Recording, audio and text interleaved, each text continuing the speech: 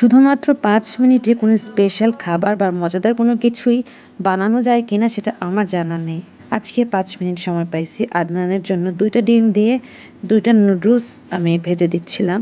কিন্তু ওর কাছে নাকি অতটা ভালো লাগেনি। আগে নাকি অনেক মজা করে ওকে খাবার বানিয়ে দিতাম। স্পেশালি নুডলসের কথাই বলল, কিন্তু আজকে সে মজা পায়নি। তো আমি বললাম যে আজকে তো টাইমই ছিল না। অল্প টাইমের মধ্যে আমি যে এতটুকু করে ফেলছি, অল্প সময়ের মধ্যে যে এতটুকু করা গেছে এটাই এনাফ। তখন তাকে বোঝানো হয়েছে যে নেক্সট ডে ভালো করে করব, কিন্তু টাইম দিতে হবে আমাকে।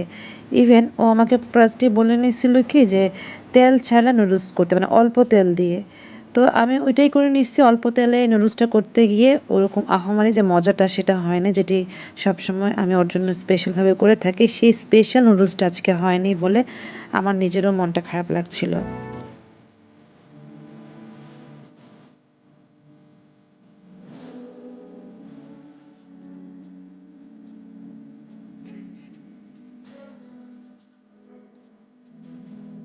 ঝাল খেতে ইচ্ছে করছিল, ঝাল মরিচ দিয়ে দুপুরের ভাতটুকু খেয়ে নিয়ে বেরিয়ে পড়ছি। সি ব্লক যাচ্ছি, আন্টি আমাকে কল করলো যাওয়ার জন্য। তো ওই জন্যই সি ব্লকে যাচ্ছিলাম। আর আজকের ওয়েদারটাও কিন্তু গুড়ি গুড়ি বৃষ্টি ছিল। তো যেতে যেতে তোমাদের সাথে শেয়ার করছিলাম, আজকে যখনই বের হই তখনই অল্প অল্প বৃষ্টি ছিল, বাট এই সাইডে নাই। যাই হোক, হচ্ছে আর কি। অলরেডি চলে আসলাম সি ব্লক শর্মা আপুদের বাসায়। আসার পর ঢুকে পড়ি, আর বাচ্চারা হুজুরের কাছে কেউ মিস আসছে, পড়তে বসছিল, তাই কেউ আর আশেপাশে নাই।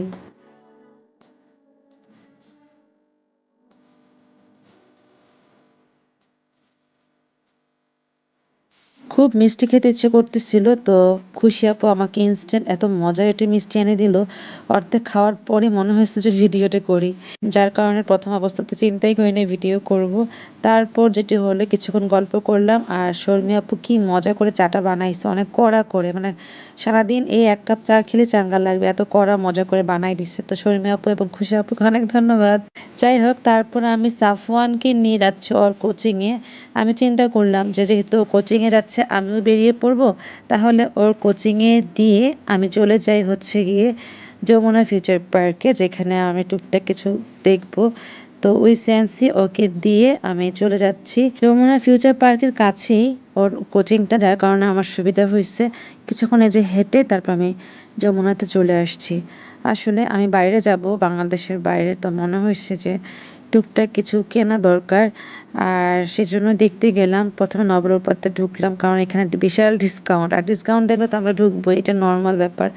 তো আমার এখানে সাইজ বা কিছুই ছিল না, দুইটা পছন্দ হয়েছিল, কিন্তু যদি না পেতাম তাহলে ওই দুইটা নিতাম। পরে আরেকটু ঘোরাঘুরি করলাম যে না, এখানে আরেকটু ভালো আছে কিনা দেখি। ওই চিন্তা করে এই যে এখানে চলে আসলাম 12-এ। 33% ডিসকাউন্ট কোনো ডিসকাউন্টই না, যা টাকা এরা রাখে ওই টাকাটা কিছুই হবে না, এটা জাস্ট নামে মাত্র ডিসকাউন্ট। তো আসার পর আমি দুইটা টপস নিতে চাচ্ছিলাম, তো এখানে দুইটা টপস দেখা যাচ্ছে, আমি এখান থেকে দুইটা নিলাম আর এই কালারটা নিলাম।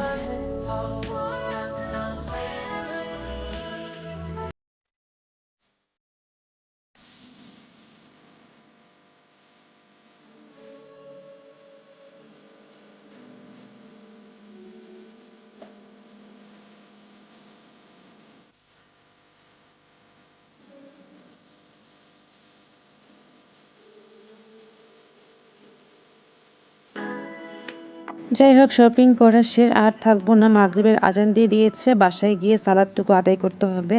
ওই সেন্সে খেতেও পারিনি, আর এত ক্ষুধা ছিল না, পেট ভরা ছিল, খেয়ে বের হয়েছি। সময়ের কারণে আর খেতে পারিনি। আমি চলে যাচ্ছি রিক্সা নিয়ে বাসায়।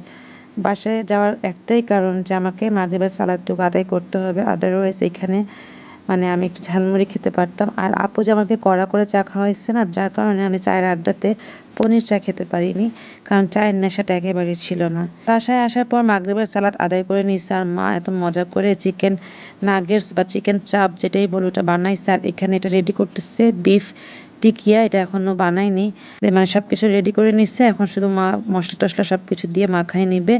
তো আমি আবার যেটি করলাম, এখান থেকে দুইটা বানানোর জন্য যা যা ছিল সব কিছুই নিয়েছি। আর চিকেন টিকিয়াটা আমি ভেজে নিতেছি, আমি বাবা আমরা আজকে চিকেন টিকিয়া শসা সস আর রুটি খেয়ে গেছিলাম, মানে এটা আমাদের ডিনার ছিল আজকে। আর আমি লাস্টে আবার কাঁচামরিচ পেঁয়াজ নিচ্ছি, যেটা আমার মজা লাগতেছিল খাইতে।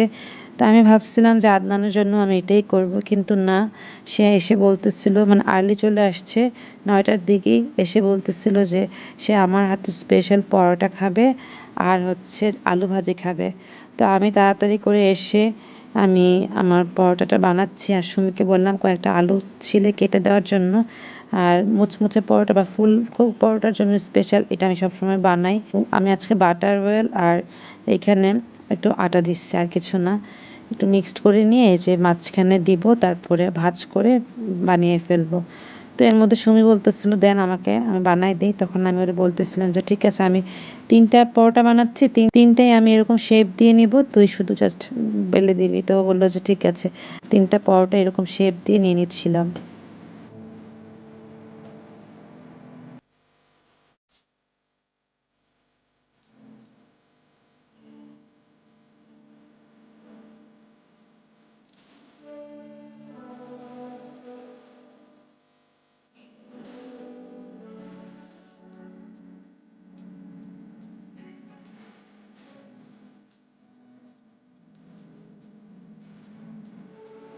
আজকে পরোটাতে আমি তেল ব্যবহার করিনি, বাটার অয়েল ব্যবহার করছি, কারণ এটাই বাসে ছিল, ঘি ছিল না।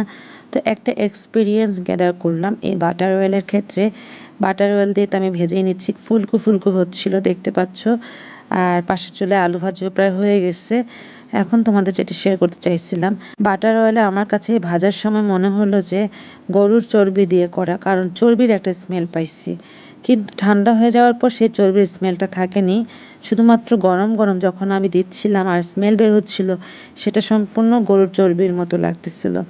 আমি আমার অপিনিয়ন শেয়ার করছি, আমি জানি না তোমাদের কার কাছে ভালো লাগে বাটার অয়েল। আমি প্রেফার করি বাটার অয়েল না ইউজ করার জন্য, কারণ আমার কাছে সম্পূর্ণ গরুর চর্বি দিয়ে করা মনে হয়েছিল। ইভেন বাটার অয়েলের ভেতরের দিকে চামচ দিয়ে আমি চেক করে দেখলাম যে ওখানেও শক্ত শক্ত দানা দানা হয়ে আছে। তো চর্বি যে শক্ত শক্ত সাদা সাদা থাকে না, সেটির মতোই লাগলো। তো যাই হোক, প্রসেসিং করে ওনারা এভাবে বাটার অয়েল বানায়, যেটা আমার কাছে কোনো ভালো লাগেনি। মানে আদনানকে যখন খাওয়া দিচ্ছিলাম তখনও কিন্তু সেই চর্বির স্মেলটা ছিল না, তখন কিন্তু একটা ভালো স্মেল নিয়ে আসছিল, বাট গরম অবস্থায় ওই গন্ধটা ছিল। তো আদনানকে খাওয়াই দিলাম, দুধ দিয়ে দিচ্ছি। এর মধ্যে মনে হলো যে পপকর্নের রিফিল করতে হবে, তাই পপকর্নও ভেজে নিচ্ছিলাম।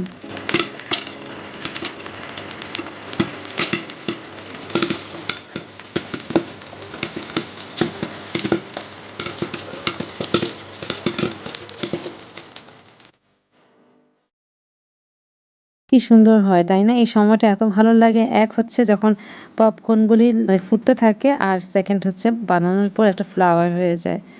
যাই হোক, এটা একটু নরমাল করে নিয়ে আমি বক্স আপ করে নিচ্ছিলাম। আর এটা রিফিল করতে হয়েছে, অনেকগুলো হয়ে গেছিলো, আমি 2টা বক্সে নিয়ে নিয়েছিলাম। এভাবে আজকের দিনটি গেল। আর তোমাদের সাথেও শেয়ার করে নিয়েছি, কারণ ওই যে বলে নিয়েছি আমার অলওয়েজ শেয়ার করতে অনেক ভালো লাগে, তাই তো শেয়ার করতে চলে আসি তোমাদের সাথে। তো আজকে বিদায় নিয়ে নিচ্ছি, আল্লাহ হাফেজ।